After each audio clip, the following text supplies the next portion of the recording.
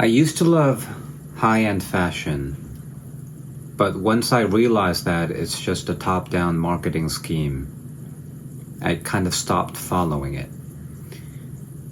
And for a long time I've always thought that expensive clothes represented better taste, and most of the times designer brands do use higher quality material and pay more attention to the details like stitching and finishing and things like that.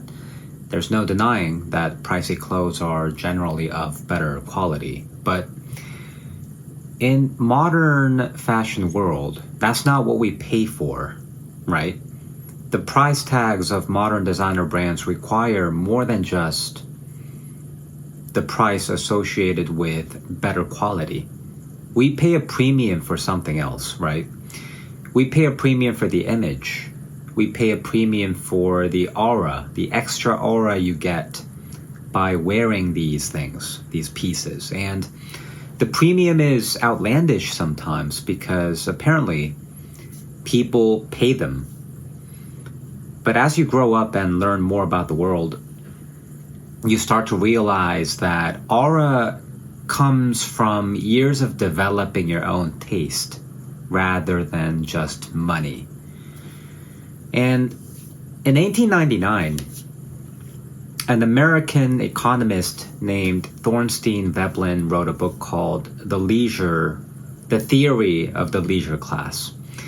And in this book, he introduced the idea of conspicuous consumption, which explains that people buy things to publicly display their economic power rather than to satisfy their practical needs. And a century and 2 decades later, it turns out that he wasn't wrong at all, right? That is exactly what everyone does today, let alone South Korea, who is the biggest spender of luxury goods per capita in the world. But there's another interesting idea in the book called pecuniary emulation. And this explains the tendency of the lower class to mimic the spending habits of the upper class, right? The spending habits and the lifestyles of the upper class. So, for example, if the rich plays golf, others play golf. If the rich wear Chanel, others wear Chanel, and so. Not because they find golf enjoyable or Prada aesthetically pleasing, but because these are liked by the upper class. That's the only reason why the rest of the world mimics the spending habits of the upper class. And, funny enough, this is where the phrase keeping up with the Joneses originates from, I believe. But you see, imagine that you are that upper class and the lower class just keeps mimicking your lifestyle and becomes too similar to the point that you are no longer distinct. What would you do, right, if that's the case? Of course, you would move on to something else, right? Something new to maintain a distinction. You would search for something that has not been copied yet, but will quickly be followed by others soon. And this just creates a continuous loop of spending more money just to avoid social disapproval and mimicking more and more until all the ideas have run out, which is, I think, where we are right now currently. And nowadays we have social media, so replication is instant and it kind of spreads like wildfire whenever someone does something.